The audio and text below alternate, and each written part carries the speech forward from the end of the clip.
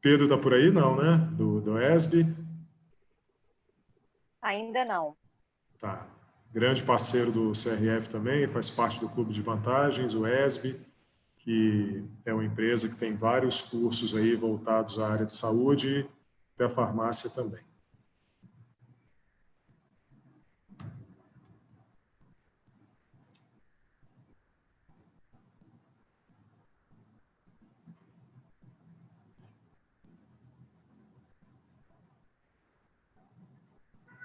Já temos aí 55 participantes conectados. Falta só 100, tá, pessoal? Tivemos 160 inscritos, mais ou menos. O pessoal está se conectando aí.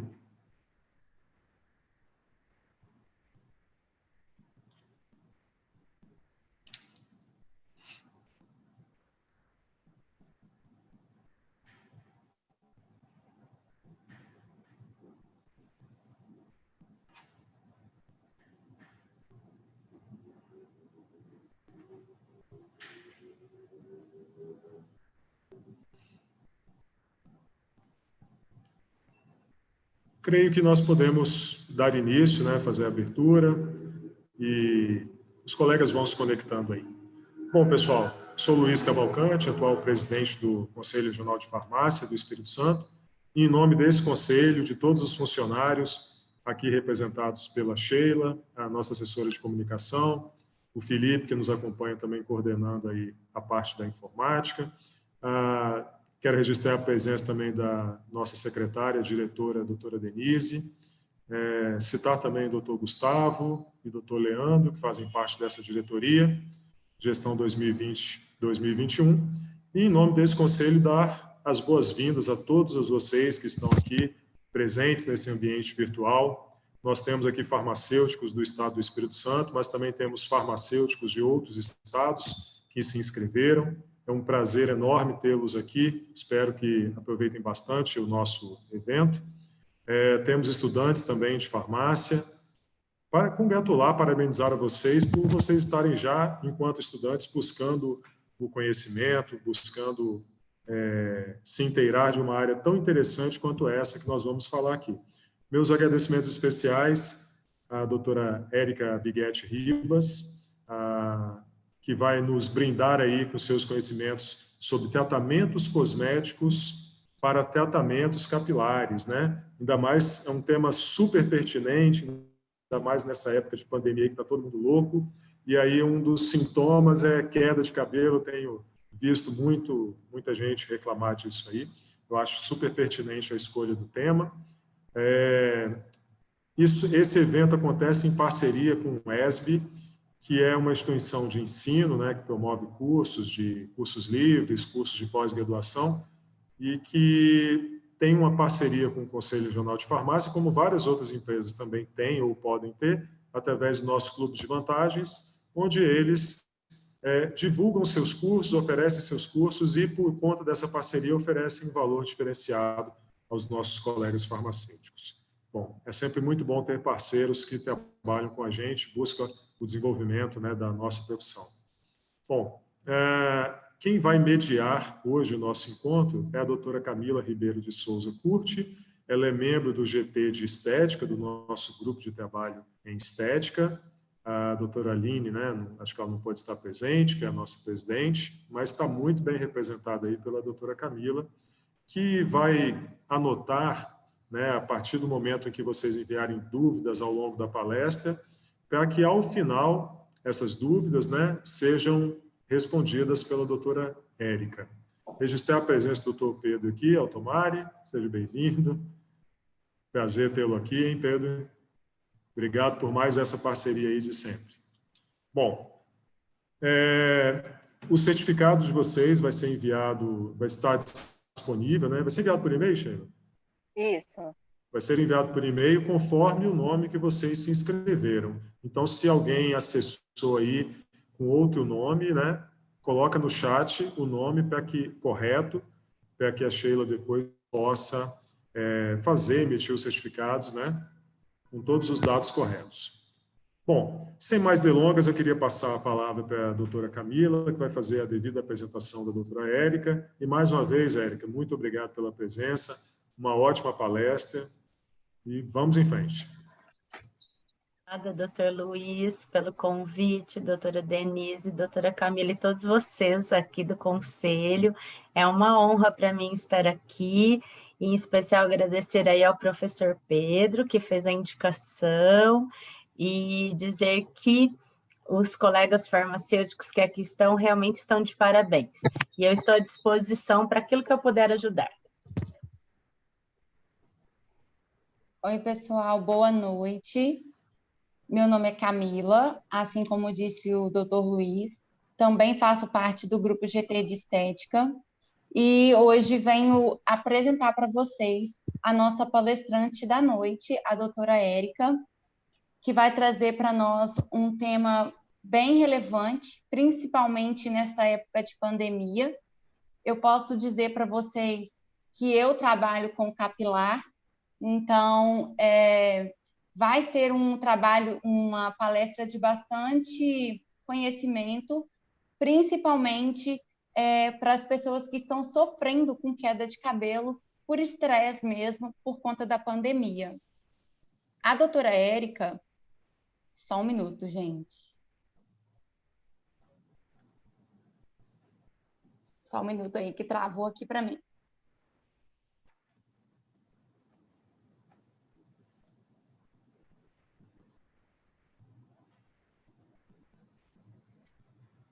A doutora Érica, ela é graduada em Ciências Farmacêuticas pela PUC, Campinas.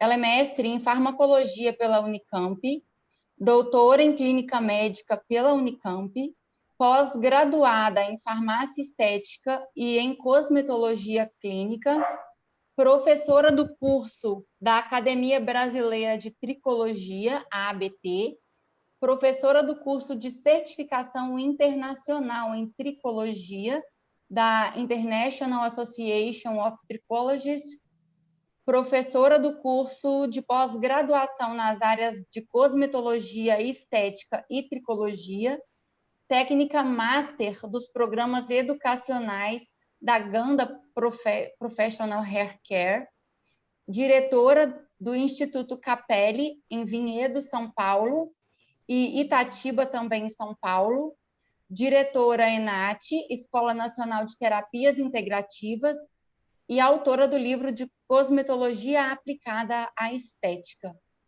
Muito obrigada, doutora Érica, por vir aqui trazer um pouquinho do seu conhecimento para nós farmacêuticos, principalmente que trabalhamos nesta área. Eu agradeço, doutora Camila, a apresentação e o convite. Espero poder colaborar aí com a formação continuada de todos os colegas que já estão aí frente aos atendimentos na área de estética, de tricologia, e encantar aí os estudantes para que depois também possam fazer as suas especializações também nesta área, que é uma área que realmente tem crescido e tem trazido excelentes oportunidades aos farmacêuticos. Muito obrigada. Passar a palavra para o Pedro um pouquinho, né, Pedro? Se quiser falar.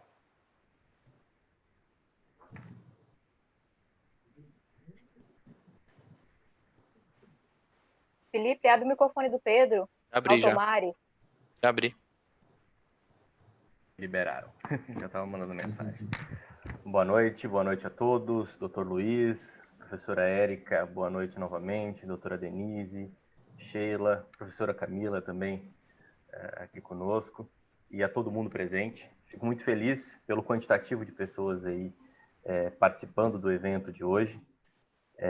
Vejo muita gente conhecida, então boa noite a todos os nossos alunos. A gente tem bastante gente das duas turmas de estética ativas conosco aqui em Vitória, e mais um pessoalzinho que vai entrar aí no próximo ano na turma de estética. Mas, antes de mais nada, queria agradecer a professora Érica pela disponibilidade. Quando o conselho nos procurou ali, perguntando se a gente poderia indicar algum profissional, por toda a demanda que a gente vem enxergando mercadológica, o primeiro nome que veio em minha mente foi o da professora Érica, e acredito que vai contribuir demais para uma temática hoje dentro da estética fundamental e uma das mais procuradas, que são os desvios e transtornos capilares. E a professora Érica sempre muito atenciosa ali, nos deu esse suporte, nos auxiliou. Então, Érica, te agradecer demais pela sua disponibilidade, por estar aqui contribuindo e trazendo conhecimento para os profissionais de farmácia aqui do Espírito Santo. Não vou me prolongar muito aqui nessa questão, até mesmo que não é o objetivo, mas a Érica hoje é professora nossa da nossa pós-graduação. Ela ministra 2 módulos conosco, um na área de peelings químicos e mecânicos, e vai ministrar o módulo de tricologia também, que é um dos módulos mais aguardados. Parabéns ao Conselho, presidente e todos os envolvidos. Hoje, pelo conhecimento aí que a gente tem, diversos conselhos a nível nacional, o Conselho Federal de Farmácia é um dos que mais realizam eventos. Então, a Comissão de Estética, representada pelos membros aqui presentes, pela doutora Aline Keller, está de parabéns. Eu vejo uma movimentação muito grande, mesmo durante o período de pandemia, trazer isso para o online, para a questão do conhecimento, eu acho que é fundamental. Então, só desejo uma boa noite a todos e que possam aproveitar aí todo o conteúdo passado pela professora Érica. Obrigada, professor Pedro, pelo carinho, pela confiança e indicação aí.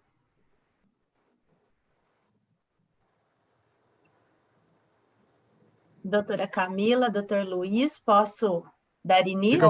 Fica à vontade, doutora Érica. Tá ótimo, obrigada. Pessoal, então vamos lá. Vou compartilhar a tela com vocês. Me deem um ok se vocês estão vendo a tela compartilhada, por gentileza. Ótimo, obrigada, doutor Luiz.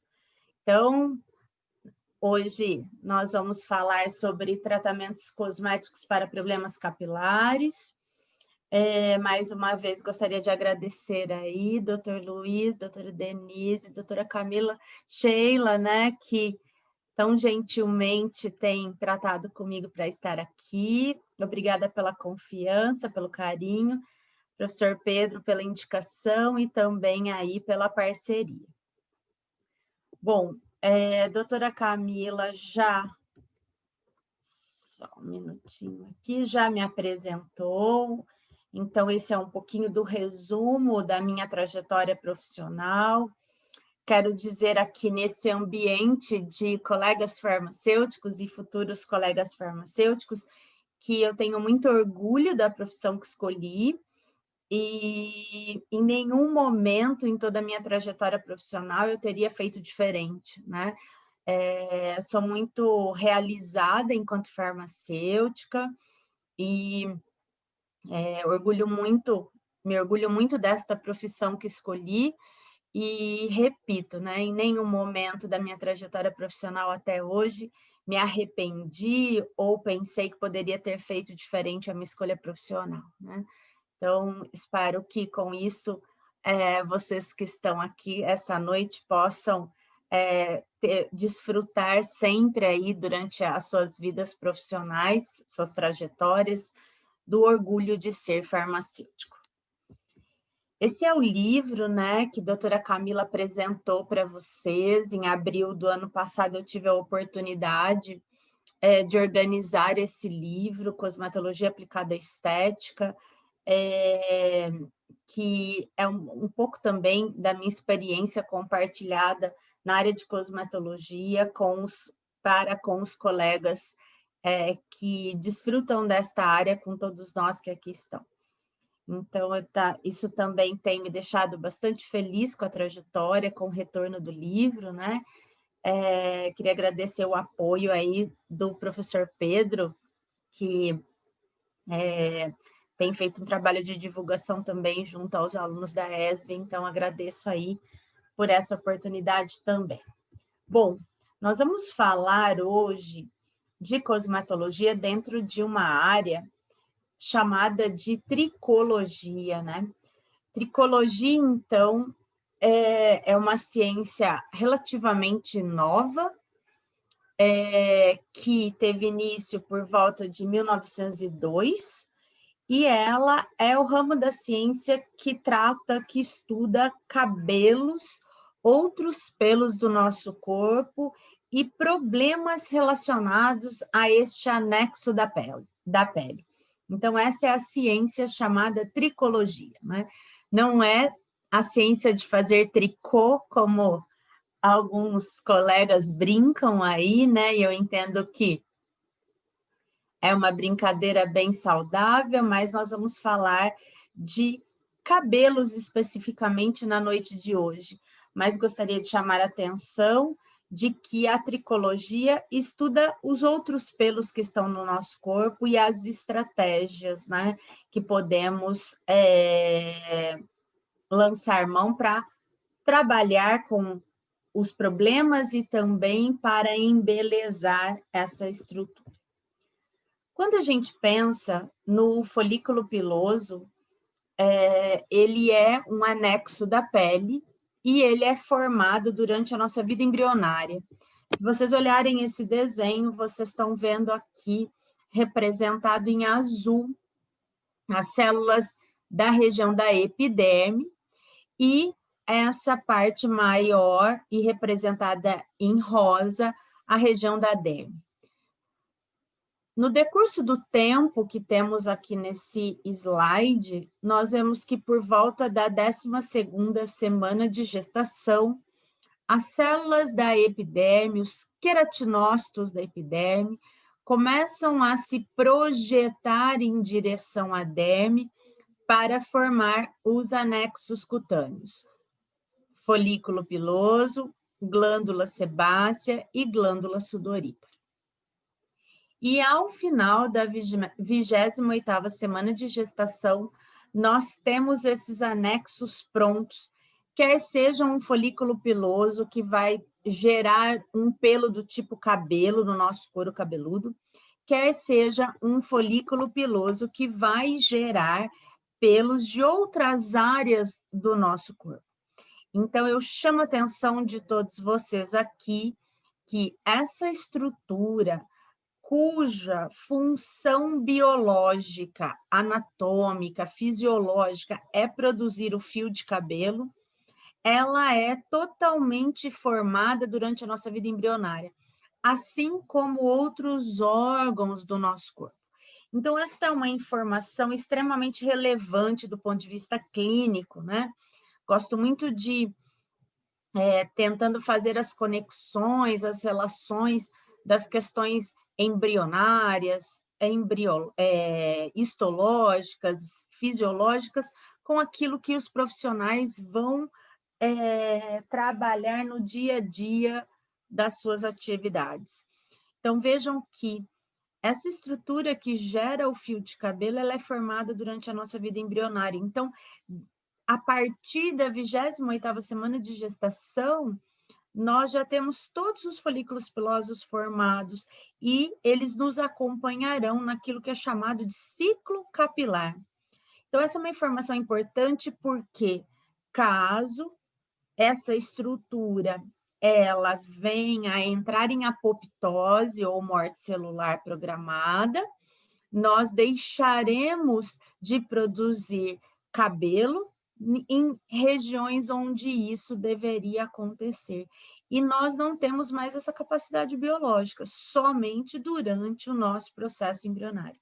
Então, essa é uma informação que nós profissionais devemos ter sempre como orientativa das nossas atividades, assim como deixar muito claro isso para o nosso paciente, para que ele possa, então, buscar sempre dos recursos, das ações que mantenham essa estrutura no nosso couro cabeludo. Você agora, nesse segundo slide, está olhando especificamente para o folículo piloso. Essa estrutura que fica localizada anatomicamente na região da derme reticular, que é a porção da derme mais profunda, e o folículo piloso, que gera o pelo do tipo cabelo, tem essa região mais profunda e maior, chamada de bulbo, localizada na região de hipoderme, então ele está bastante profundo na nossa pele. Aqui na região do bulbo nós encontramos uma estrutura chamada papila dérmica, e é essa papila dérmica responsável por vários processos importantes para o folículo piloso. Pela papila dérmica chegam os vasos sanguíneos, trazendo aí oxigênio e nutrientes, especificamente um plexo vascular próprio do folículo piloso.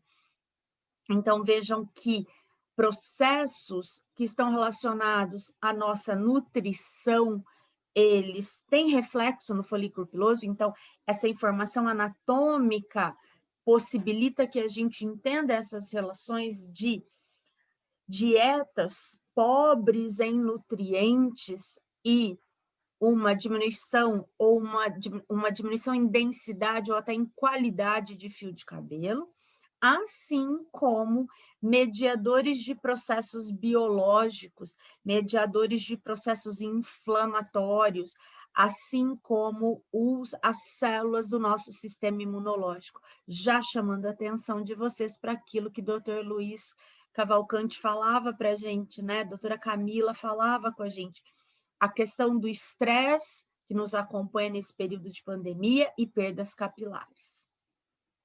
Nós ainda encontramos um pouco mais acima, próximo ao músculo eretor do pelo, uma região anatômica do folículo chamada de bulge, que é reservatório de células tronco, importantíssimo para a sinalização para a fase de geração e crescimento do cabelo, chamada de fase anágena. Depois, observamos ligada ao folículo a glândula sebácea e esta abertura chamada de ósseo folicular, por onde se comunica e sai para o meio externo o fio de cabelo e a secreção sebácea lubrificando essa estrutura, e depois nós olhamos aqui em cima o couro cabeludo. Então, alguns detalhes anatômicos do folículo piloso, para que depois a gente possa observar, então, essas relações dessas estruturas com a função biológica dessa estrutura, que é formar o fio de cabelo. E para que serve, então, o fio de cabelo que sai dessa estrutura chamada folículo piloso? O fio de cabelo está na nossa cabeça para nos proteger. Proteger contra a radiação ultravioleta do sol, nos proteger contra atrito, nos proteger contra variações térmicas. Vejam como fica muito evidente quando a gente está diante de um indivíduo que tem uma diminuição da densidade capilar ou tem até exposição do couro cabeludo por uma alopecia. A gente vê o quanto que o sol é capaz de inflamar, de deixar eritema nesse couro cabeludo. Então, esta é a função biológica, anatômica, fisiológica do fio de cabelo, proteção. Porém, esta função está relacionada à nossa saúde. Essa função do fio de cabelo, que ela é bastante importante, que ela acompanha a história da humanidade, que é a questão do embelezamento. O fio de cabelo emoldura o nosso rosto, os fios de cabelo compõem a nossa personalidade, os fios de cabelo já representaram camadas sociais, já representaram e representam estilos de vida, tribos, filosofias de vida e tantas outras significâncias. Então, além desta importância fisiológica e anatômica, os fios de cabelo também estão relacionados à nossa beleza e bem-estar.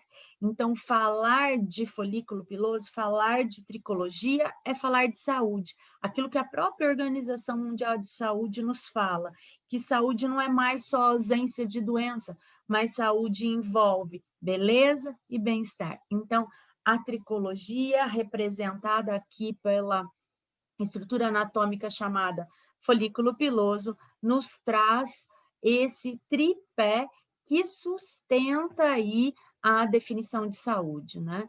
Então, quero com isso também dizer para vocês que cabelo é marcador da nossa saúde. Então, as quedas capilares, elas acabam muitas vezes chamando a atenção do indivíduo que está passando por essa situação e de nós profissionais farmacêuticos, por exemplo, que vamos intervir nesta queda capilar. Então, cabelo, marcador de saúde. Agora, vocês não estão olhando mais para um desenho, vocês estão olhando para uma fotografia de uma lâmina histológica, coloração hematoxilina e eosina, onde vocês estão vendo aqui o folículo piloso, onde vocês estão vendo o bulbo do folículo, a papila dérmica, vocês estão vendo o fio de cabelo, vocês estão vendo parte da glândula sudorípara, da glândula sebácea, me desculpe, aqui embaixo a glândula sudorípara, estão vendo a derme e estão vendo a epiderme. Óbvio que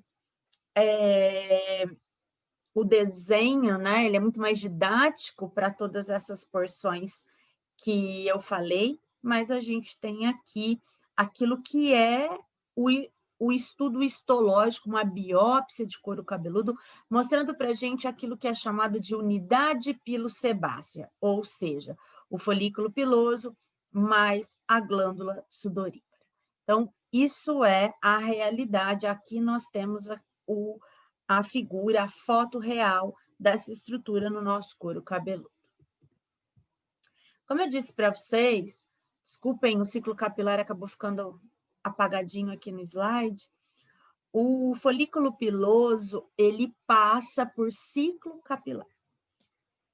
Ou seja, uma fase onde acontece a geração do cabelo dentro do folículo e onde esse cabelo se desenvolve e cresce. Onde esse cabelo ele se apresenta como uma estrutura que tem força, brilho, maciez, sedosidade, maleabilidade. Esta é a chamada de fase anágena. Tem duração de 2 a 6 anos e que folículos pilosos anágenos representam 80% da nossa cabeleira. Então, vejam que nós temos aí quase que a totalidade de fios no nosso couro cabeludo representando fase anágena. Depois desse período de formação e crescimento do fio de cabelo, o folículo ele entra no que é chamado de fase catágena, uma fase onde todos os processos biológicos, principalmente os processos relacionados à mitose, que estão bastante envolvidos aí na formação do fio de cabelo, eles são cessados e a gente começa a observar uma involução na estrutura folicular, de forma que o folículo piloso está preparando esse fio de cabelo para sua queda, para o seu despreendimento. A fase catágena, ela tem duração de 2 semanas e folículos e pelos catágenos representam 1% das unidades que estão no nosso couro cabeludo. Na sequência do ciclo, o folículo piloso entra naquilo que é chamado de fase telógena. Observam que o fio de cabelo e o folículo, eles começam a partir da fase catágena e isso se completa na fase telógena. O bulbo do folículo, que estava bem profundo na região de derme papilar, que estava próximo à hipoderme, ele agora está próximo à epiderme, para facilitar, então, a queda, o despreendimento. Essa é a fase telógena, que tem duração de 2 a 4 meses, e os fios telógenos, folículos telógenos, representam 19% dessa estrutura no nosso couro cabeludo. E quando o folículo desprende o pelo, isso é chamado de fase exógena, é o momento da queda. Então, vejam, no ciclo capilar existe aquilo que nós chamamos de queda natural. Em média, nós temos no nosso couro cabeludo cerca de 150 mil folículos pilosos, de forma que 80% são anágenos, 1% são catágenos e 19% são telógenos. E a queda diária esperada, fisiológica, né, representada aqui pela fase exógena, representa aí de 50 a 100 fios dia. Então, vejam que é bastante o número aí de fios que se desprendem do nosso couro cabeludo na fase exógena. Na fase anágena, o cabelo cresce quando, numa situação de homeostasia, quando tudo está muito bem, o cabelo cresce, em média, 1 centímetro no mês. Então, nós estamos diante de um crescimento considerado relativamente lento, 1 centímetro no mês. E são esses fios telógenos aqui que possibilitam a fase exógena. E depois da fase exógena, o que nós vamos ter? Nós vamos ter o início de uma nova fase anágena. Desta forma, nós observamos o chamado ciclo capilar. Recentemente, uma nova fase foi descoberta e chamada de fase quenógena, ou seja, o período em que o folículo, vejam aqui neste desenho, que o folículo fica vazio, o período entre a exógena, que representou a queda do fio, e a anágena, onde nós teremos o início da formação de um novo fio de cabelo. Esse período que o folículo fica vazio é chamado de fase quenógena. Aqui do lado vocês têm uma lâmina histológica, foto de uma lâmina histológica, mostrando o folículo piloso vazio, representativo de fase quenógena.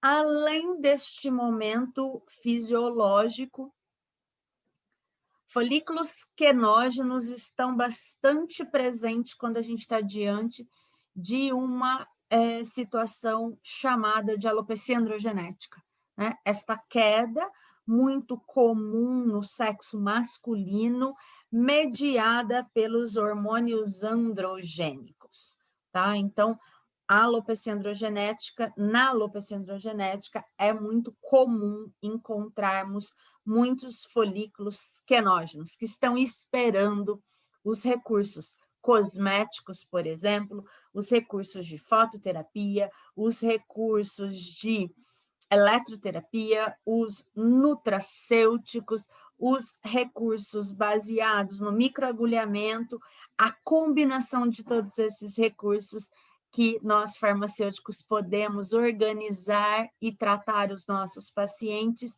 para que esse fio quenógeno, esse folículo quenógeno, melhor dizendo, ele inicie uma nova fase anágena, como vocês estão vendo aqui, onde eu estou passando o laser point. Então, esta é uma fase recente chamada de fase quenógena. O ciclo capilar, ele sofre influência de citocinas, de enzimas e outras substâncias de fatores de transcrição gênica que contribuem para a fase anágena, estimulando o crescimento capilar, assim como dessas outras substâncias que contribuem para as fases catágenas e telógenas e exógena, representando os fatores que inibem o crescimento capilar. Então, vocês estão vendo aqui do lado esquerdo do slide o fator de crescimento derivado de insulina subtipo 1, o IGF-1, o VEGF, o FGF2, o EGF, o WNT, fator de transcrição gênica, os anteriores são fatores de crescimento, que contribuem para o início e manutenção da fase anágena. Do lado direito de vocês estão vendo a enzima 5-alfa-redutase, o TGF-beta, o TGF-5, prostaglandina D2, que contribuem para indução e manutenção do folículo nas fases catágenas e telógenas. Então, vejam que aquilo que nós conhecemos como segundos mensageiros, como citocinas produzidas durante o ciclo capilar, vão induzir essas fases, vão sinalizar para estas fases. E chama atenção daquela estrutura anatômica chamada de bulge, que é um grande reservatório de fatores de substâncias, de citocinas que facilitam fase anágena.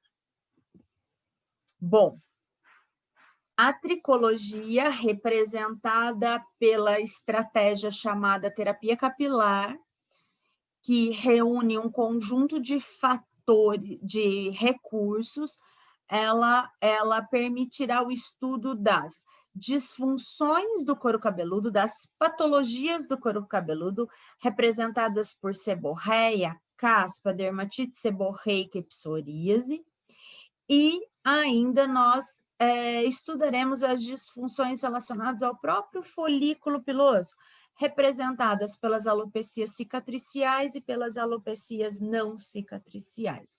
De forma que nas cicatriciais, o folículo piloso entrou em apoptose e morte celular, e naquela região da derme onde havia o folículo piloso, agora temos um tecido de cicatrização, representado por colágeno tipo 1, elastina, ácido hialurônico.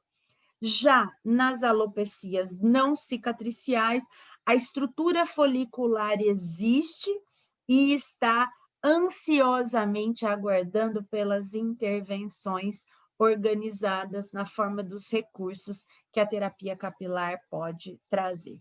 Então, as alopecias não cicatriciais, aquelas representadas pelos eflúvios, representados pela alopecia androgenética, representada pela alopecia padrão feminina, representadas pela alopecia difusa, representadas pela tricotilomania, representadas pela alopecia de tração, elas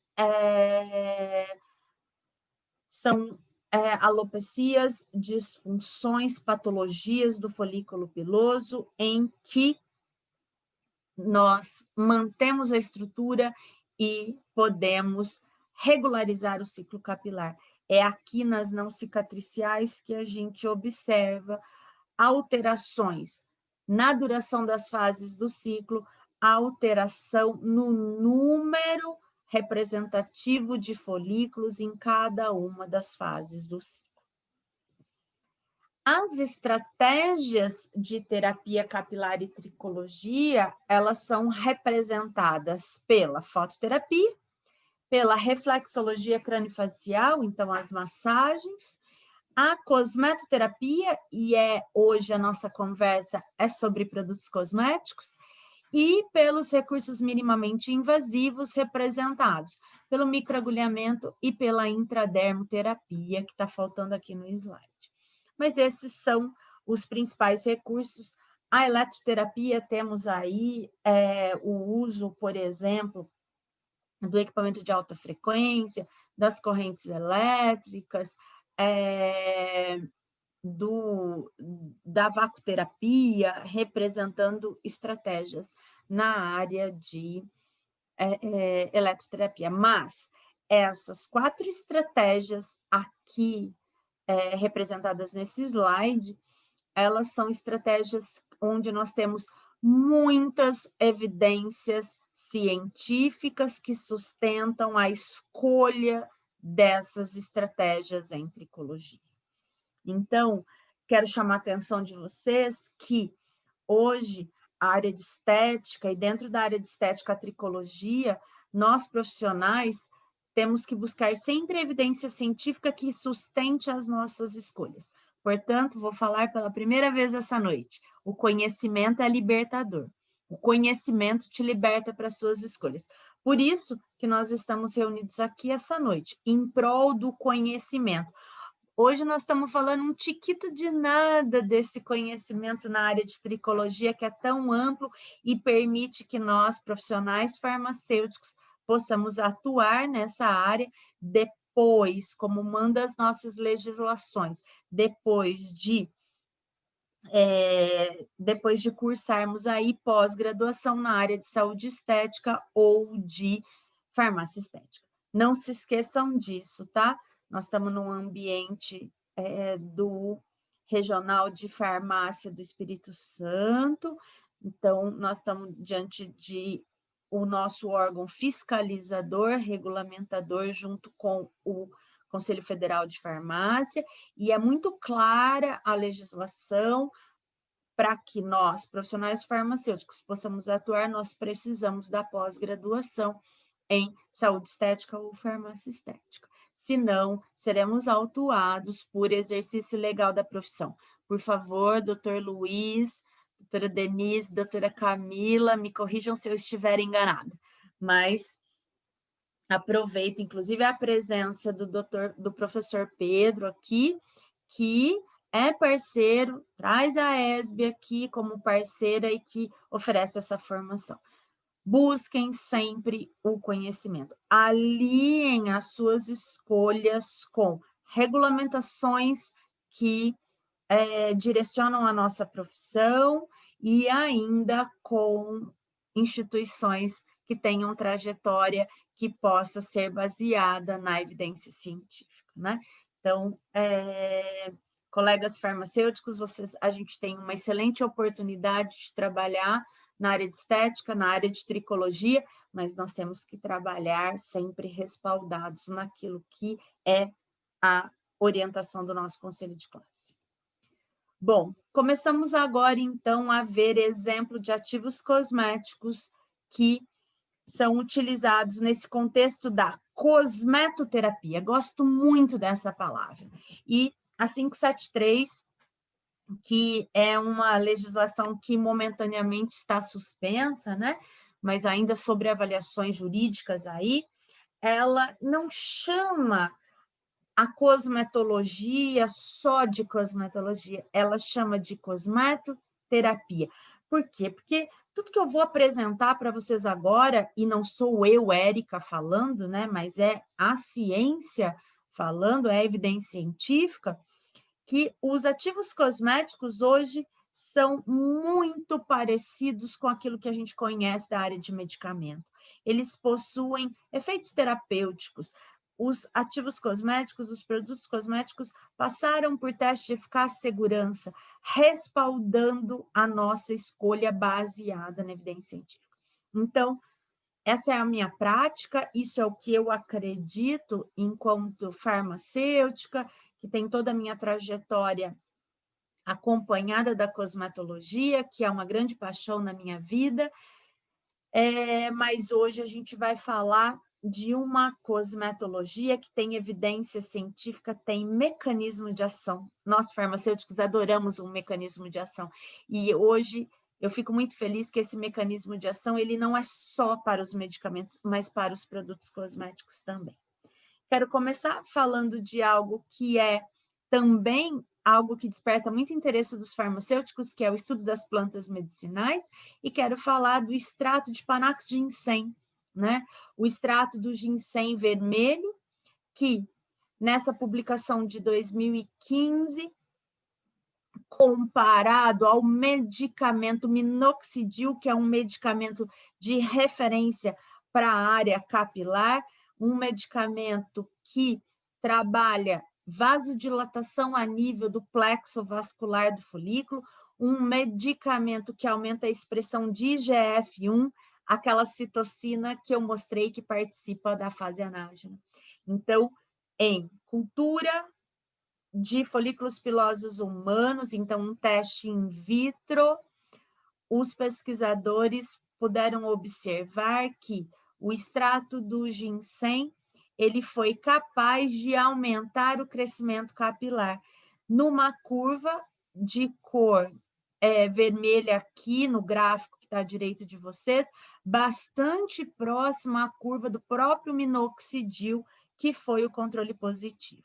Então, os pesquisadores concluem aqui que o extrato de panax ginseng a 3%, então, meus colegas da manipulação que já estão pensando aí em formulações maravilhosas para nos atender e atender os nossos pacientes, já tem concentração aqui, eles atribuem esse efeito do panax ginseng a ginsenosídeos presentes nesse extrato e que esses ginsenosídeos inibiriam a enzima 5-alfa-redutase, reduzindo a conversão de testosterona para dihidrotestosterona, a DHT que está aqui, que é uma enzima, que é um androgênico, né, um derivado androgênico da testosterona, que miniaturiza o folículo piloso, deixando ele naquela fase telógena, impedindo que ele inicie uma nova fase anágena. Então,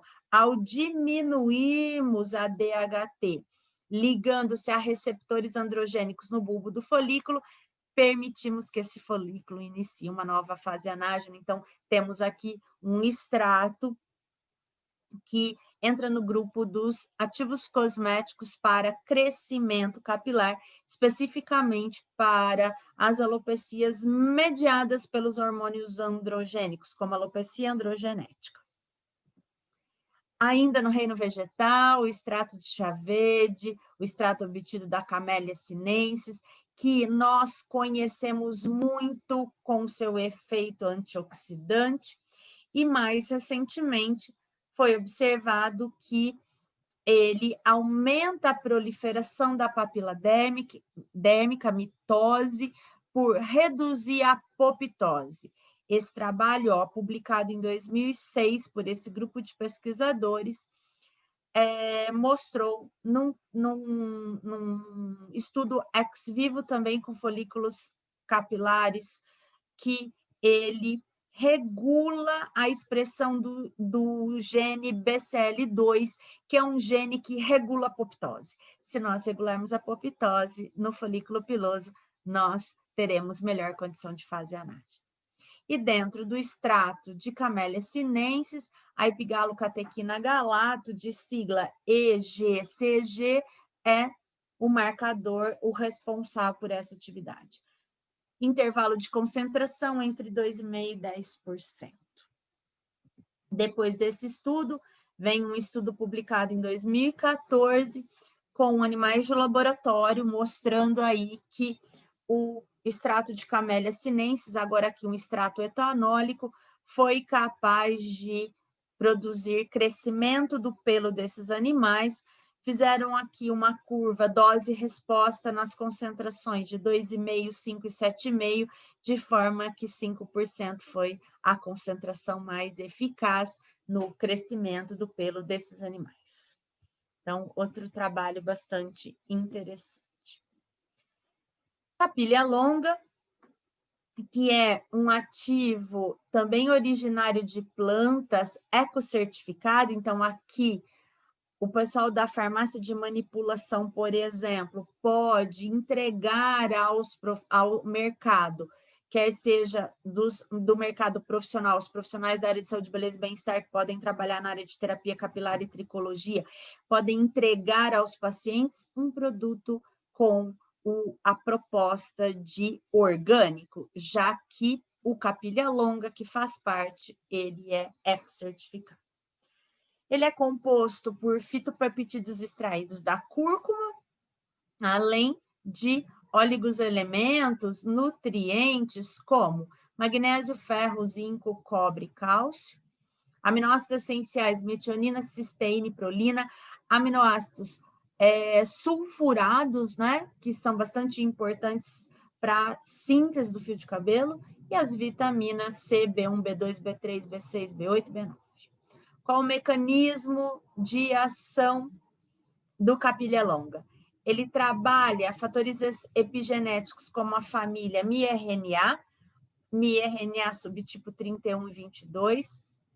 Fatores epigenéticos são aqueles estudados pela genética, né, dentro da genética, de forma que os nossos hábitos, o meio em que vivemos influencia a liberação de alguns genes que podem estar relacionados, por exemplo, a perdas capilares. O capilha longa aumenta a expressão de miRNA31, que é um fator epigenético que favorece fase anágena, proliferação celular, síntese de queratina, a proteína mais abundante no fio de cabelo, e que melhora a vascularização no folículo, trazendo aporte de oxigênio e nutrientes. Por outro lado, ele diminui a expressão de miRNA22, que é fator epigenético presente na fase catágena e telógena, que inibe a diferenciação celular, que leva à apoptose. Além de estimular o fator de crescimento IGF-1, que é um fator de crescimento que induz e mantém o folículo na fase anágena.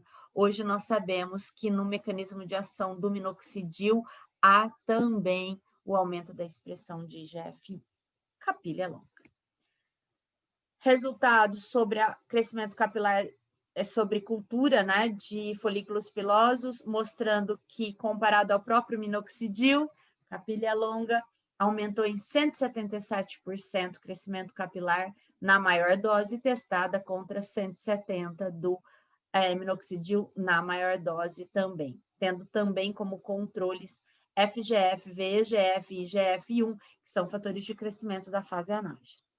E nesse teste, onde observou-se, né, onde mapeou-se a expressão, o aumento da expressão de IGF-1 mediado pelo capilha longa, e na maior dose isso foi de 115%.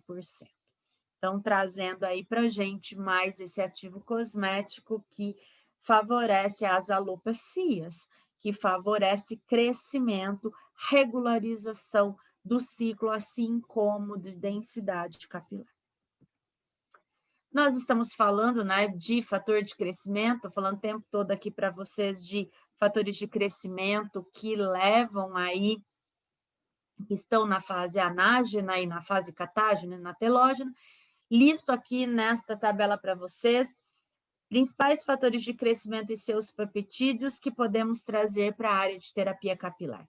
O IGF, que eu já falei, FGF básico, fator de crescimento fibroblástico básico, FGF ácido, que é uma boa associação em fórmulas, VEGF, fator de crescimento vascular, a citocina angiogênica, cuperpeptídeo, que é o tripeptídeo de ferro, inibidor da atividade da 5-alfa-redutase, reduzindo a conversão para dihidrotestosterona, um ativo, então, aqui bem específico para as alopecias mediadas por hormônio como androgenética, e o pró-rairin, que é o octapeptídeo 2, que eu escolhi, né? Eu tinha que fazer uma escolha aqui de quem que eu queria apresentar para vocês, e escolhi falar de pró-rairin.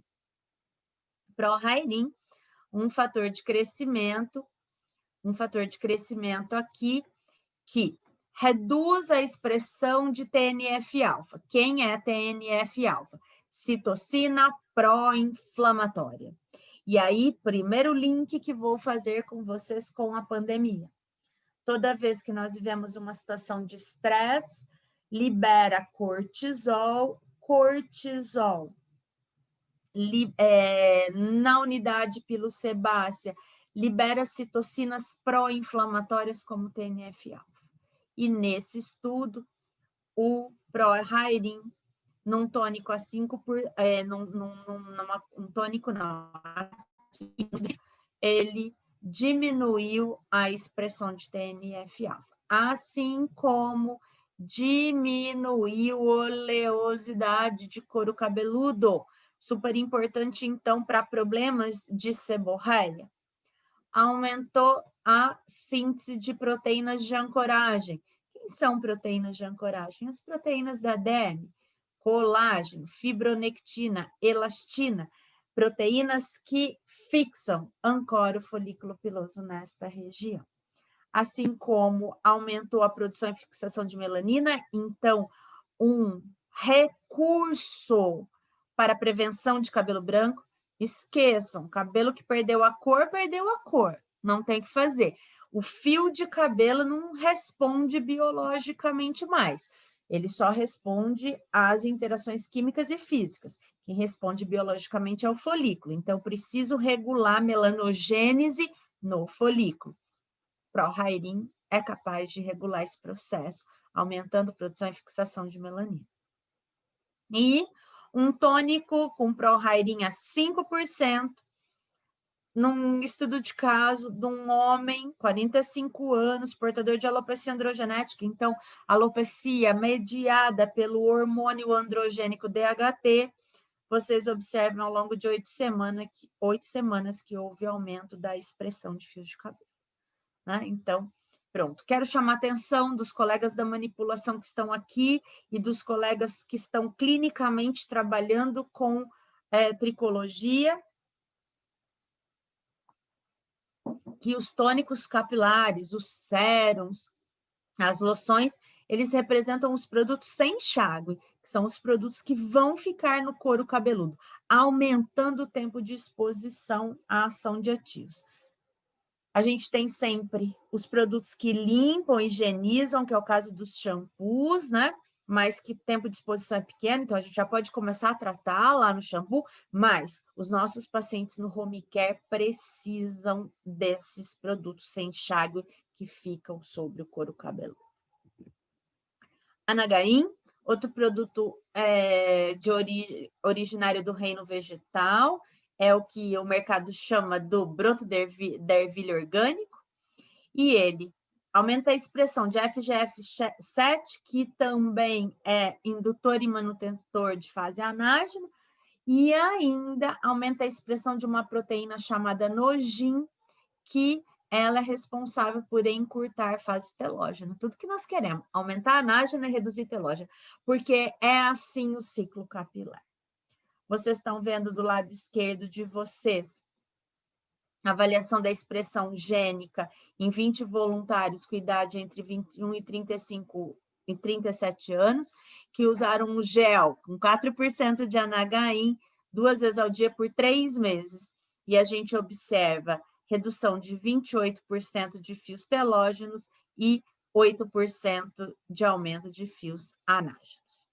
Do lado de cá, vocês têm identificados de A a J 10 voluntários com idade entre 46 e 60 anos, onde foi avaliada a expressão gênica também de FGF7, que é a barrinha azul mais escura, e proteína nogin, que é barrinha mais clara, onde nós temos aí um gel com 2% de Anagain 2 vezes ao dia por 14 dias, e você tem a resposta individual para aumento da expressão de FGF7 e nogin em cada um dos pacientes.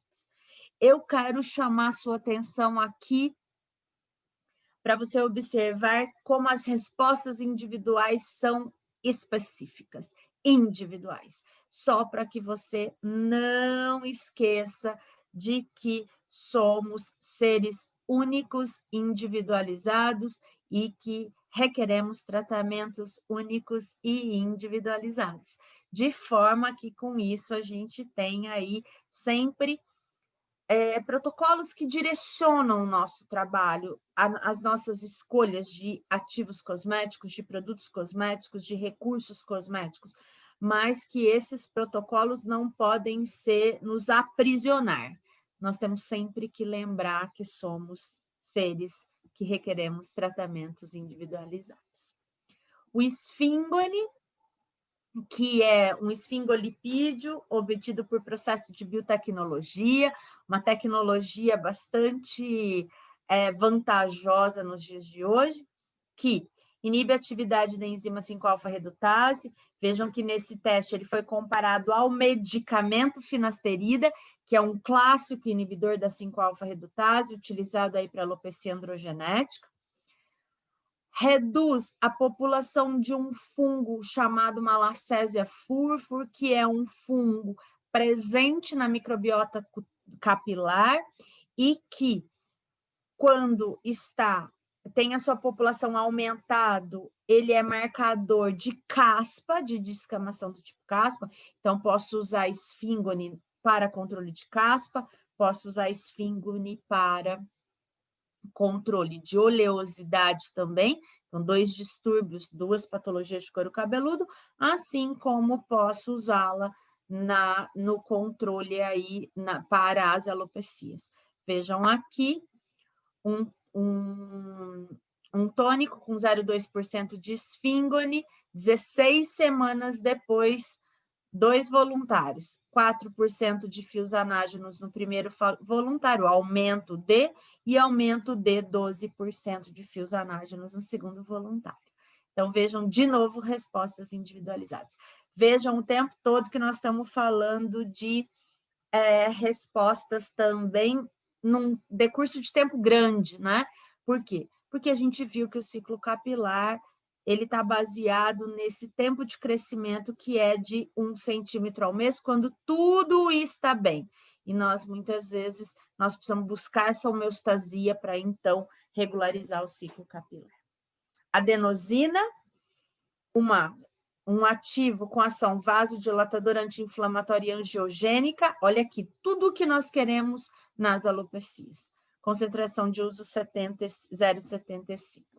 Primeiro trabalho com adenosina lá em 2007, onde em culturas de papila dérmica observou-se que a adenosina, olha só, aumenta a expressão de FGF7, fator de crescimento fibroblástico subtipo 7, e FGF7 está lá como um dos fatores de crescimento que induzem e mantêm o folículo na fase anágena.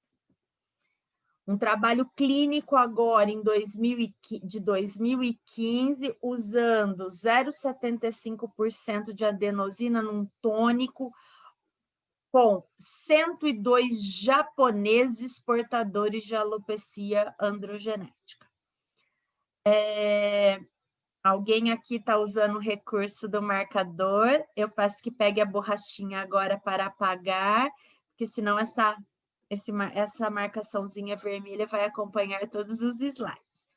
Não se preocupe, não tem problema algum, é só porque vai ficar essa manchinha aí nos acompanhando. Eu não consigo apagar, tem que ser quem estava explorando a ferramenta aí, que é uma ótima ferramenta, por sinal, o Zoom que a gente está usando aqui. Olha lá, pessoal, 102 japoneses com alopecia androgenética, por 6 meses usaram um tônico com 0,75% de adenosina. E o que eles concluíram?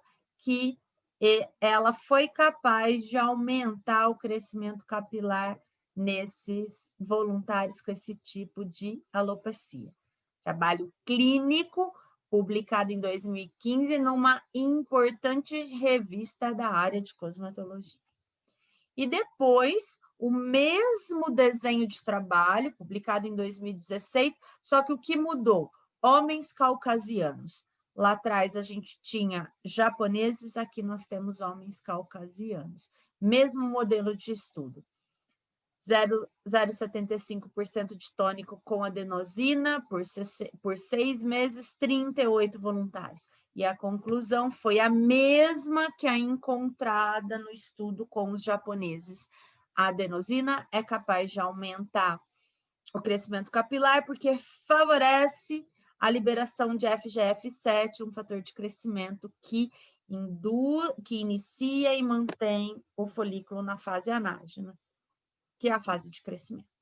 Aqui, estou trazendo só um resultado para vocês. Vejam aqui, né, na região do vértex, na região da coroinha aqui, no tempo 0, 6 meses depois, e aqui em cima é o fototricograma, onde a gente observa o aumento da expressão de fios. Capixil, um derivado, um extrato do trevo vermelho rico em bilxanina A, que inibe a enzima 5-alfa-redutase, de novo, alopecia androgenética. Aumenta a expressão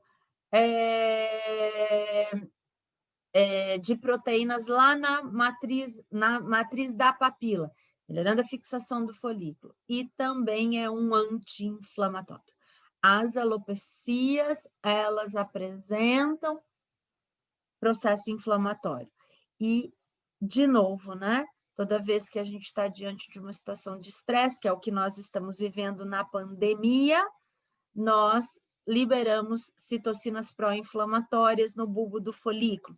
Então, a gente traz uma situação que contribui para o folículo ficar na fase telógena e não evolui para a fase anágena. De forma que a gente pode observar um aumento da queda diária, representada pelo eflúvio telógeno, ao invés de cair em 50, 100 fios no dia, isso sobe para 150, 300 fios, e aí eu posso ter desde uma situação de diminuição de densidade até exposição do couro cabeludo.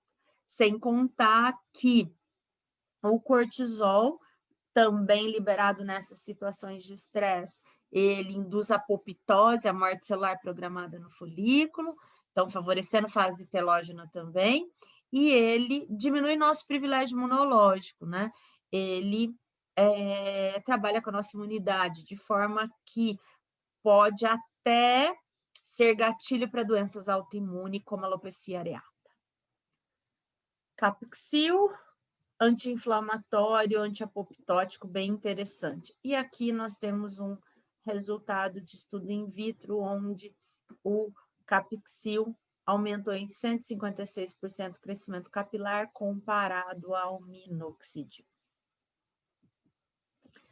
Mas um resultado, fototricograma, loção, então uma preparação sem enxágue, com 5% de Capixil, 20 gotas dia, 4 meses de tratamento antes e depois, a gente viu tanto que aumentou a população de fios aqui dentro do ciclo, dentro dessa avaliação chamada de fototricograma, um equipamento que conta número de fios, além de caracterizá-los como sendo fios de fase anágena, telógena ou catágena.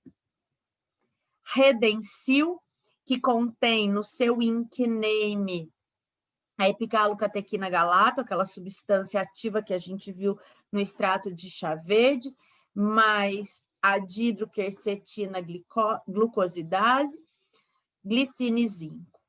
E estudo publicado em 2016 mostrou também que a epigalocatequina ela reduz a apoptose na papila dérmica. Ela aumenta a expressão do BCL2, que é um gene que protege a papila dérmica contra a apoptose. Então, o Redensil foi desenvolvido baseado nesse estudo de 2016. Então, 3% é a sua concentração, e aqui está o estudo original, que vale a pena vocês depois acessarem. Resultados do Redensil, 3% de Redensil, 3 meses depois de uso. Observem o antes, 3 homens com alopecia androgenética, inclusive com um grau de comprometimento diferente. A gente usa a escala de Hamilton, que vai mostrar para a gente esse tipo, né, esse grau da alopecia androgenética. Vejam o antes, vejam 3 meses depois. Como mesmo em diferentes tipos de indivíduos com grau de alopecia androgenética diferente, ele melhorou a expressão gênica. Repilou 100%? Não. E resultado em tricologia pode ser só parada de queda, né? Ou pode ser resultados que melhorem a cobertura no couro cabeludo. Aqui do lado direito, vocês estão vendo fototricograma de cada um dos respectivos pacientes antes e depois. Um lançamento recente da Fagron, não tenho nenhum conflito de interesse com marcas, né? Mas só para dar um orientativo para o pessoal da farmácia de manipulação, que é o tricoxidil, que ele aumenta IGF-1, KGF, que é o fator de crescimento queratinocítico, e VEGF, fator de crescimento vascular. Todos fatores de crescimento que induzem e mantêm o folículo na fase anágena. Então, temos aí Mais um ativo para isso. Aqui, a expressão gênica do RNA mensageiro de KGF, IGF-1 e VEGF. Vejam aqui o aumento da expressão gênica, 17% de KGF, 27% de IGF-1 e 9% de VEGF. E essa expressão, quando associada ao minoxidil a 2,5%. Então, inclusive, mostrando aí para os colegas da manipulação que eles podem preparar tônico com tricoxidil associado a 2,5% de minoxidil, mostrando para a gente aqui essas concentrações. Desculpa, 2,5% de tricoxidil, tá? Minoxidil aqui, 5%. 11, 6,7, 23. Vejam como melhorou na associação com minoxidil a expressão do VEGF, por exemplo. Aqui, mostrando para a gente o tricoxidil sozinho, né? Mostrando aqui para a gente essa questão dele comparado ao controle e ao minoxidil. Então, olha, KGF, controle negativo, tricoxidil aumentou 40%, minoxidil aumentou 20%, e a associação aumentou a expressão de KGF em 6,5%. Veja como a associação melhorou bastante. Mesma coisa aqui para o VEGF. Controle negativo, esse vermelho mais escuro é o tricoxidil, rosinha é o minoxidil e o tracejado aqui é a associação para VEGF e depois para IGF. Então, mostrando aqui que a associação é bastante bem-vinda nesta situação. E, por fim, teste clínico, né? A gente sempre gosta de ver aí um teste clínico, eu acho sempre importante a gente observar. Vejam, tricoxidil a 2,5% na base tricossol, que também é uma base preparada para a área capilar da Fagron, onde a gente tem antes e depois tratamento de 90 dias. E vejam como no fototricograma a relação anágeno-telógeno aumentou. Era 46 para 53, dela veio de 68 para 31.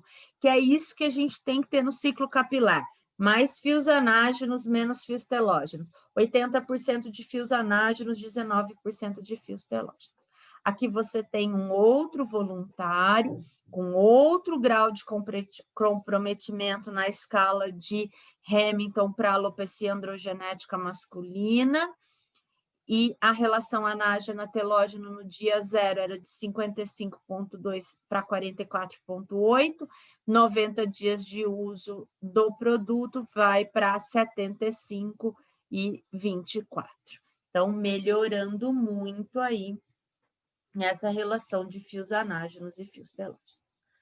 Copexil, que ele inibe a LH, a lisil hidroxilase 3, que é uma enzima que diminui a formação de colágeno ao redor do folículo, prevenindo a fibrose.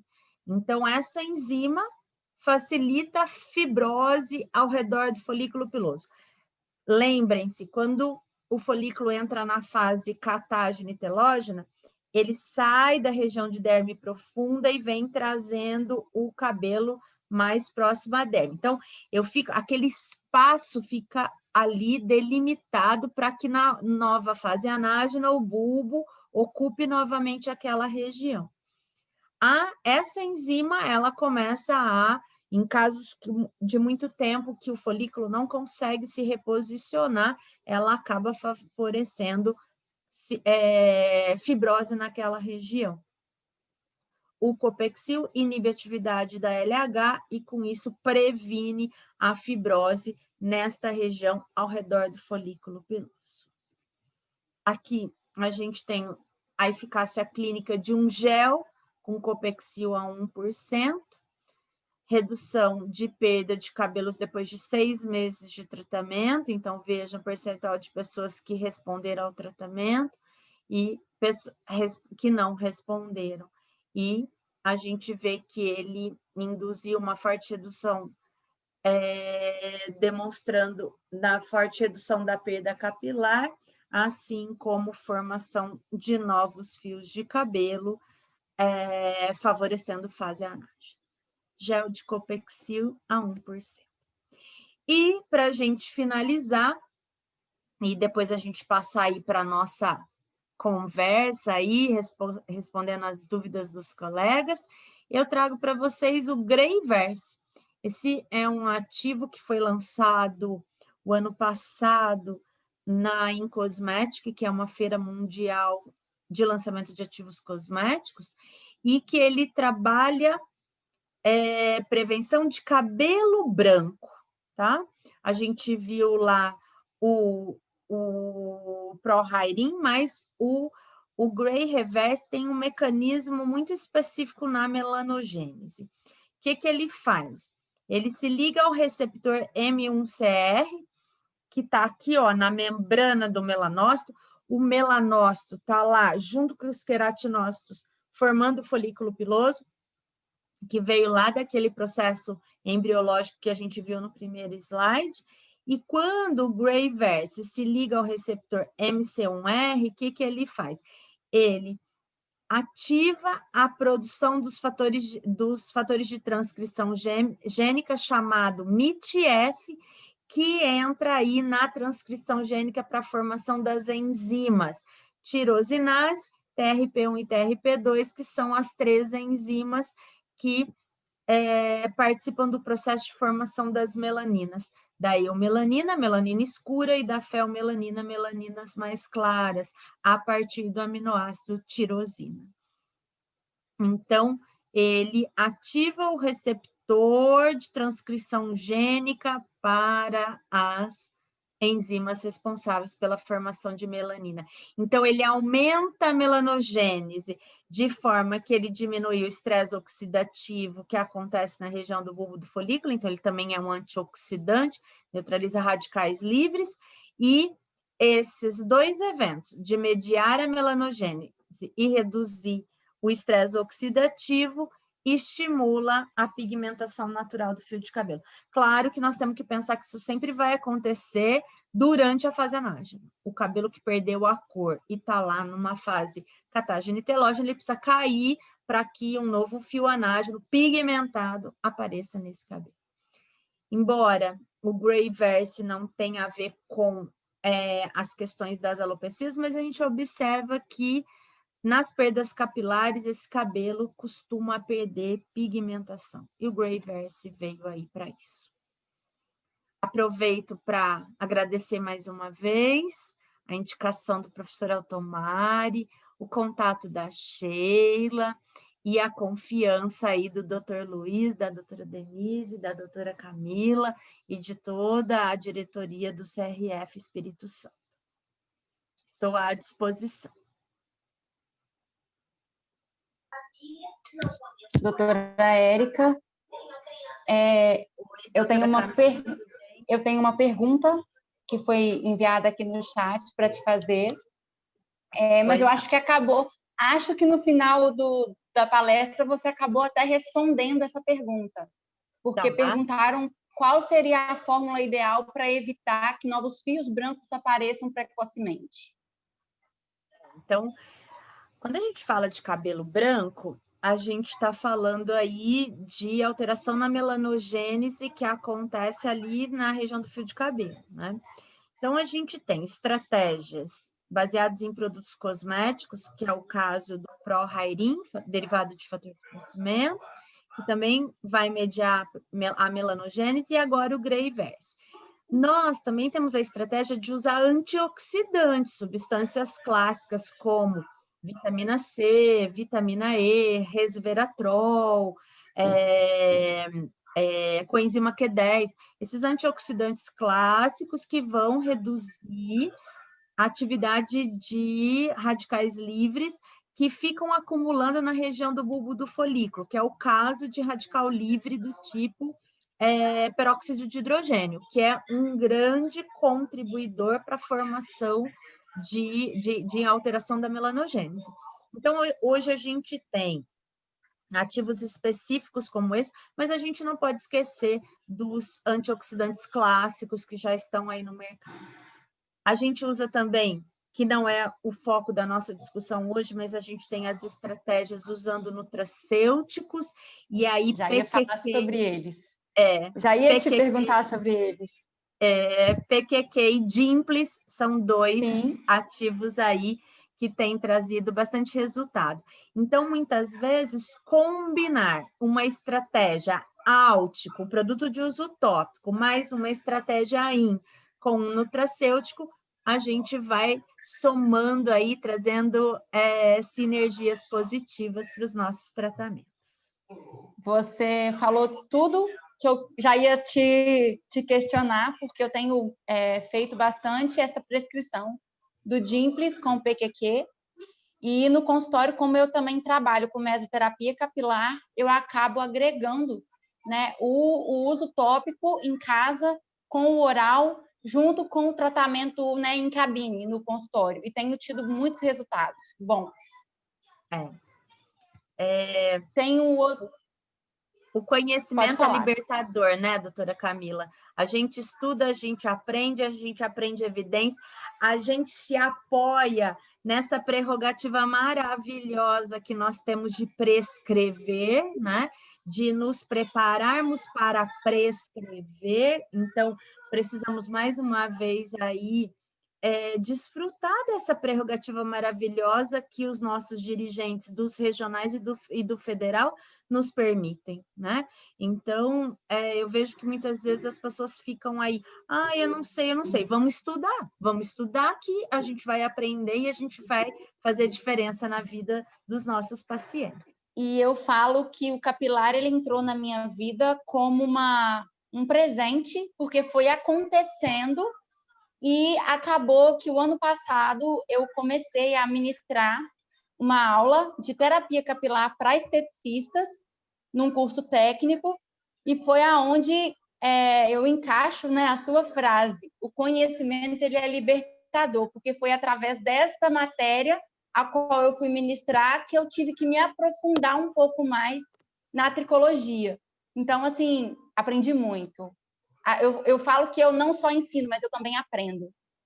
O tempo todo, né? Quem tem aí a possibilidade de aprender, de ensinar, a gente não está só lá para ensinar, mas a gente aprende o tempo todo com quem é que esteja nos ouvindo, porque é um relato de uma experiência, é uma resposta positiva de um tratamento, enfim, a gente aprende o tempo todo, né? E o conhecimento nos liberta para as nossas escolhas mesmo. Eu acredito muito e tenho isso como direcionador para a minha vida mesmo. E está chegando mais perguntas, já vou te fazer mais uma. Pois o farmacêutico, ele realiza esses exames de contagem dos fios? Qual especialista realiza esses exames e aparelho ou é laboratorial? Como que funciona esses exames? O fototricograma é um teste que ele é feito em laboratórios específicos para assegurar eficácia de produto na área de tricologia, tá? Então, os laboratórios credenciados pela Anvisa e que prestam esse tipo de serviço é que vão fazer o fototricograma, que envolve muitos dos resultados que eu apresentei, assim como as instituições de pesquisa. Os profissionais farmacêuticos podem estar compondo os grupos que trabalham dentro dessa área, né? Quem trabalha aí com eficácia e segurança de produto cosmético. No dia a dia, lá na clínica, nós usamos a tricoscopia, um outro tipo de equipamento chamado tricoscópio, que é um microscópio de couro cabeludo. Então, ele mostra o ósteo folicular para a gente, ele mostra número de fios saindo do ósteo, ele mostra descamação de couro cabeludo, ele mostra inflamação de couro cabeludo. Então, nós, profissionais farmacêuticos, podemos usar a tricoscopia usando equipamento chamado tricoscópio ou dermatoscópio no ambiente de clínica, de consultório. Já nesses laboratórios, aí sim, esse equipamento chamado fototricograma acaba sendo mais resolutivo, porque a ideia aí é você falar exatamente isso que eu trouxe para vocês. Qual é realmente a eficácia do ativo, do produto acabado para a área de tricologia? Então, o farmacêutico pode atuar das duas formas, porém com especializações diferentes e com objetivos diferentes. Fototricograma não é um equipamento que a gente usa para dar um resultado aos pacientes. Ele é mais para os produtos cosméticos, para a eficácia dos produtos. Para os nossos pacientes, a gente trabalha com os resultados de tricoscopia. Eu costumo dizer, outra frase que você disse que ficou marcada para mim foi a questão do cabelo sem indício de algum problema. Eu acabo sempre falando tanto para os meus alunos como para os meus pacientes, que a parte do cabelo que nós visualizamos é uma parte teoricamente morta, que a gente precisa pensar no folículo piloso como um todo, né? Não só pensar no que a gente está vendo por fora. E essa parte dos exames laboratoriais, se eu não me engano, me corrija se eu estiver errada, a ortomolecular também usa muito isso, né? Através do mineralograma. Perfeito. Usa sim. Aí é uma outra forma de avaliar, que é os especialistas em ortomolecular pelo mineralograma, sim. É um outro segmento interessante. E vejam, a gente vai construindo todas as informações com esses resultados todos que a gente tem de produto, de avaliação de sinal clínico, de avaliação de sinal histopatológico, né? E aí a gente vai construindo o conhecimento para que a gente possa escolher a estratégia terapêutica. Tem uma outra pergunta que chegou aqui. Em casos de pacientes jovens com alopecia acentuada, o microagulhamento é mais indicado com o uso do tônico em conjunto? Bom, então vamos lá. Os recursos minimamente invasivos, microagulhamento ou a intradermoterapia, eles são recursos que não têm idade. Não importa se é para um jovem ou para um paciente de meia idade ou um paciente mais maduro, tá? O que é importante? Esses recursos só conseguirão trazer a efetiva resposta se esse couro cabeludo, se esse ambiente do folículo piloso já estiver dentro da homeostasia. Então, já não tem mais esse processo inflamatório, descamativo, de oleosidade. Aí, então, o microagulhamento, a intradermoterapia, independente da idade do paciente, o que vai ser definitivo é a avaliação do couro cabeludo para ver se a gente tem o folículo piloso para responder a esse estímulo. Aí sim, o microagulhamento e a intraderma, eles se apresentam como recursos inquestionáveis, né? Mas depois que a gente reduziu esses processos que estão ali contribuindo para a alteração da homeostasia no folículo piloso. Processos de oleosidade, de descamação, de inflamação, de perda de privilégio imunológico. Então, a gente trabalha primeiro com essas estratégias e depois vem com os minimamente invasivos. E daí o resultado fica maravilhoso. Perfeito. Só que uma coisa que eu acho importante ressaltar nessa questão dos minimamente invasivos é a relação de uma boa anamnese. Porque o que eu vejo, muitas vezes o paciente ele já chega no consultório já com um tratamento por ele formado, porque hoje o Google, né, ensina e coisas que... né? E a questão dos exames laboratoriais, que eu acho interessante ressaltar. Né? O pedido de exame laboratorial, o farmacêutico ele pode, sim, realizar esses pedidos para... entender se o organismo do paciente está respondendo a essa queda por conta de algum fator interno. Então, eu acho bastante relevante ressaltar isso também. E os resultados são maravilhosos. A gente tem sempre que lembrar, né? Pegando aí o que a doutora Camila está dizendo. Durante o processo de avaliação do paciente, a gente tem um tripé aí que eu acho que ele deve sempre ser orientativo, que é a anamnese, que é a avaliação clínica, você observar sinais clínicos nesse couro cabeludo, e também a tricoscopia. E aí, os resultados dessas 3 informações, eles vão ser bastante direcionadores. Claro que os exames laboratoriais que possam nos ajudar, que possam trazer outras informações, também são fundamentais, né? Mas a gente consegue avaliar muito bem, a gente consegue ter aí indícios de qual deve ser o caminho que a gente vai seguir, né? E lá no microagulhamento, faltou um pedacinho de responder um pedacinho da pergunta.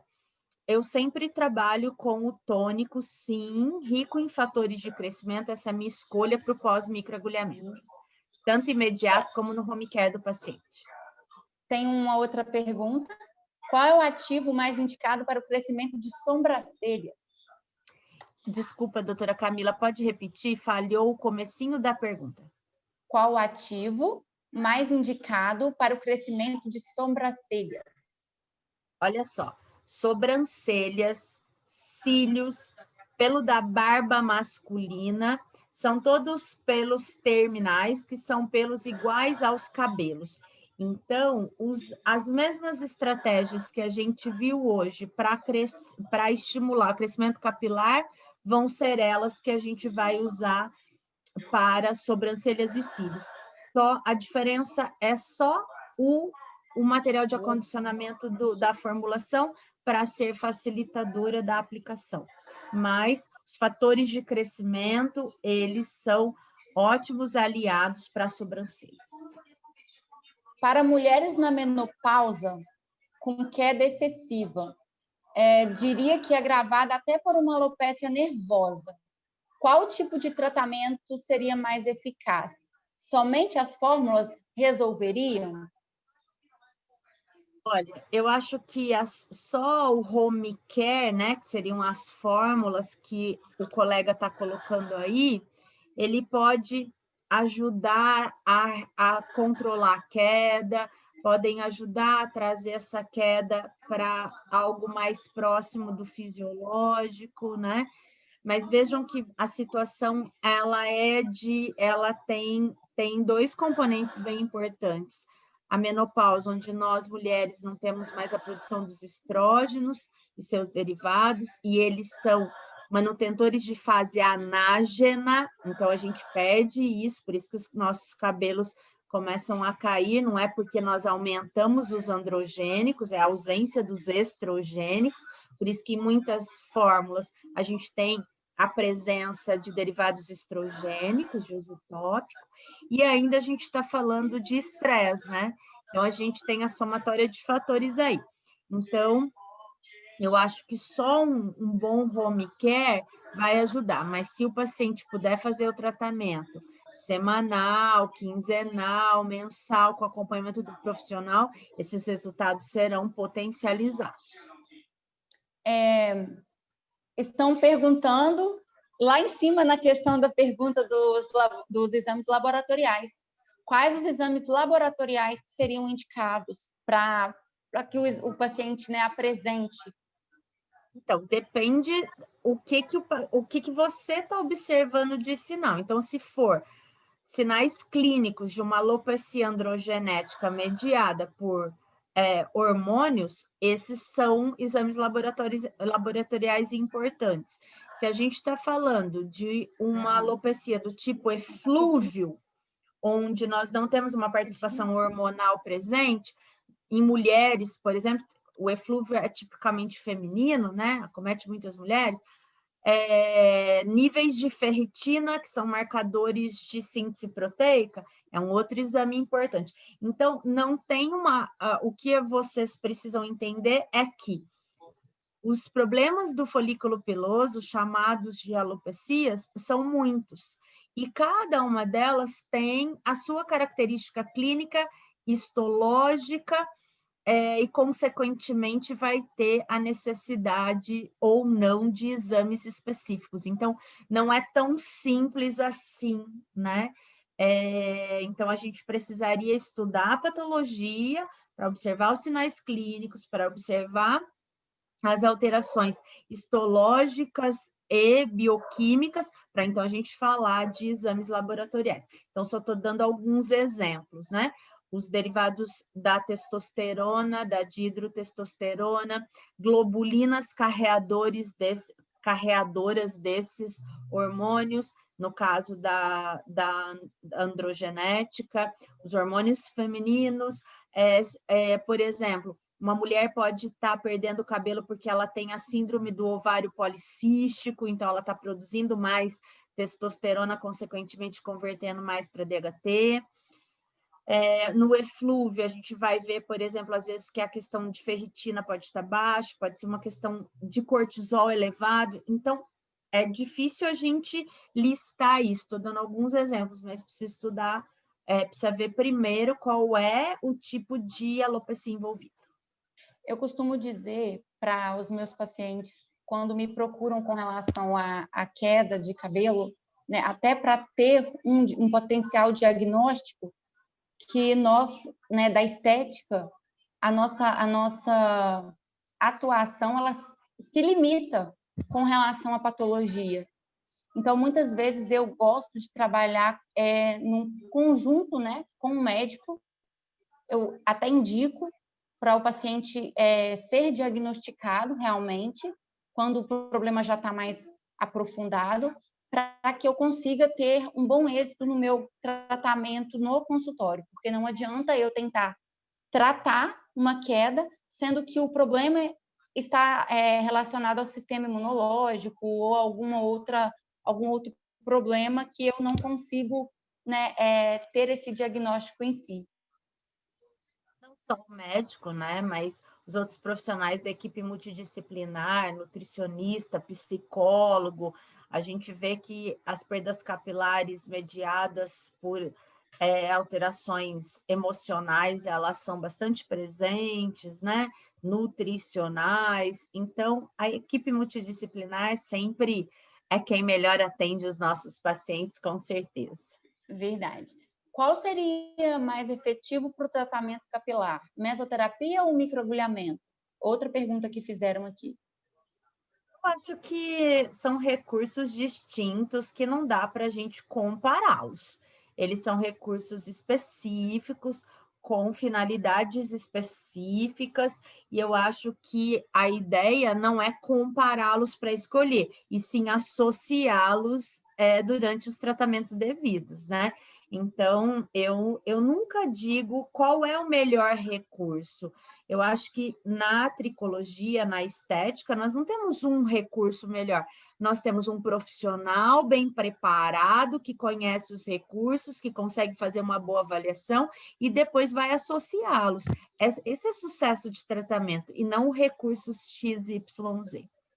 Essa sua resposta foi a resposta que eu dei para uma aluna no curso de estética semana passada. Me perguntaram qual tratamento a senhora acha que é o melhor de todos. E eu justifiquei a pergunta dela justamente da mesma forma que você. Não existe existe uma associação de tratamentos que a gente consegue ter o benefício para o paciente.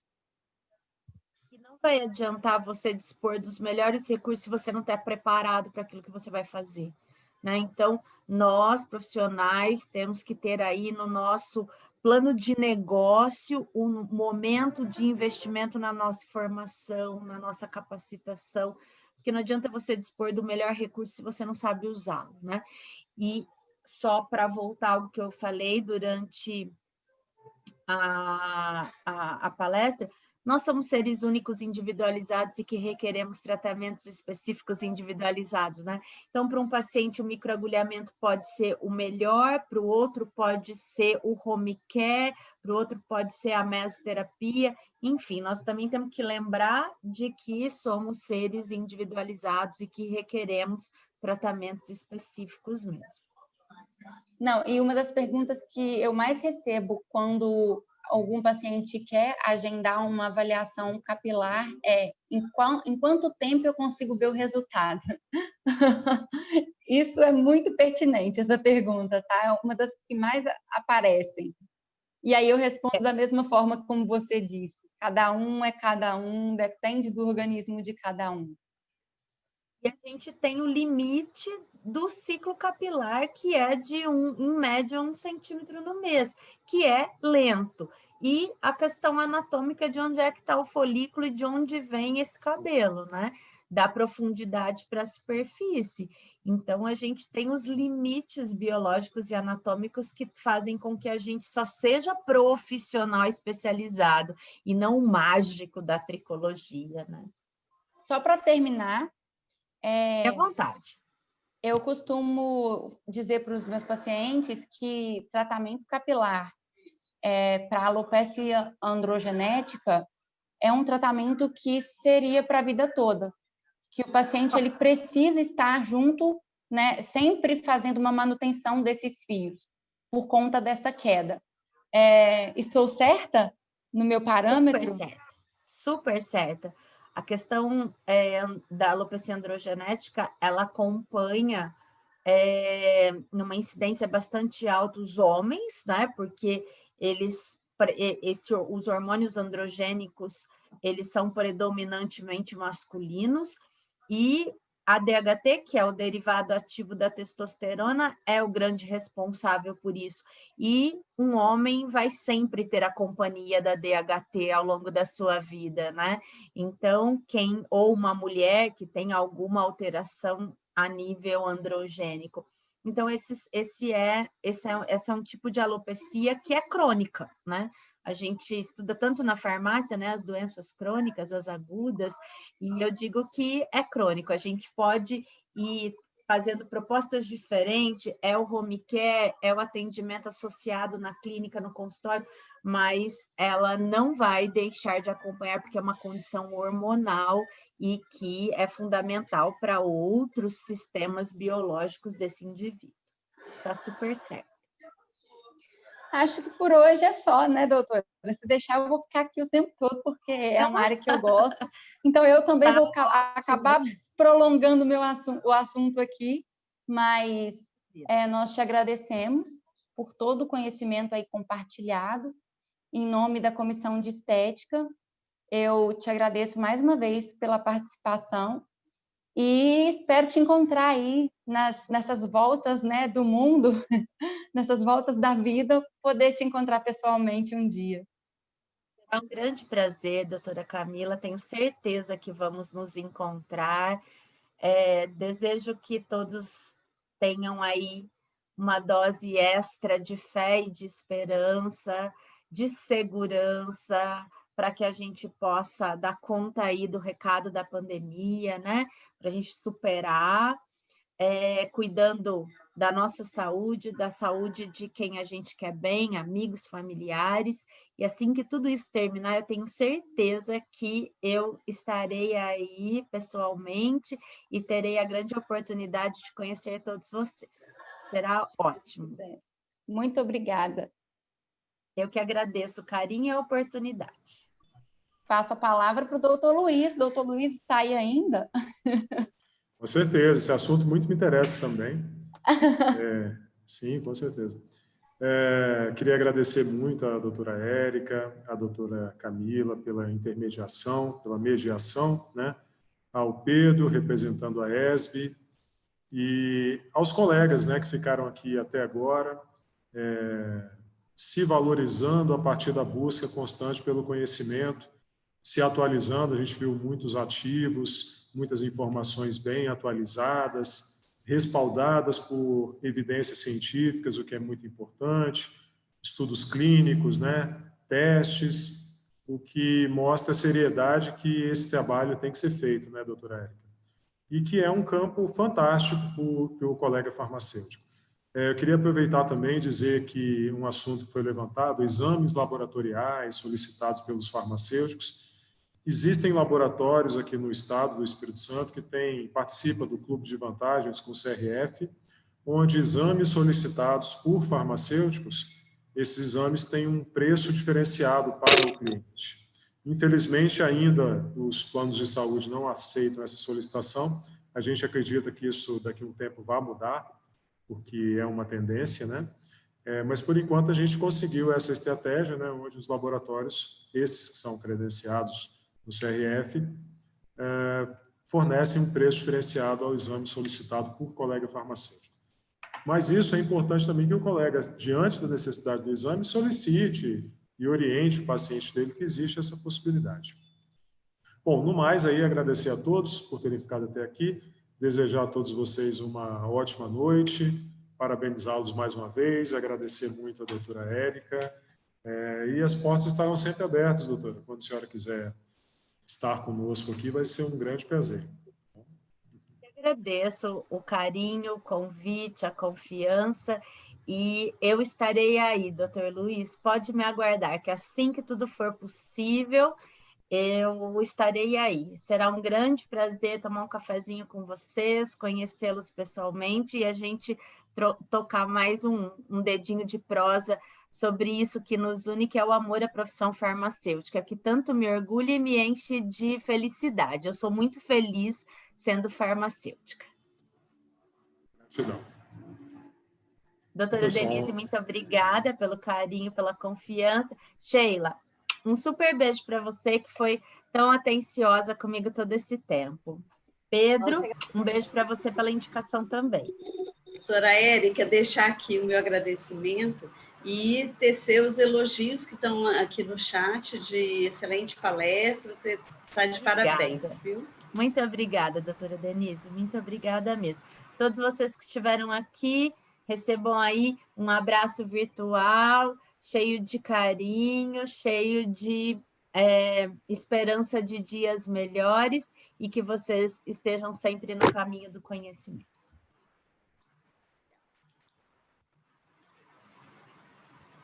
Obrigada, pessoal. Uma boa noite para vocês. Boa noite para todos. E eu estou à disposição para o que precisarem. Tchau, tchau. Boa noite, gente.